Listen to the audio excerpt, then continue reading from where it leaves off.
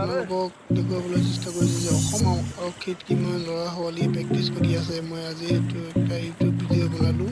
আপোনালোকে দেখক পিছফালে কিমান ল'ৰা ছোৱালী আহিছে নদীৰ পাৰত টায়াৰ লৈ আহিছে আৰু কিবা কিবি বস্তু লৈ আহিছে।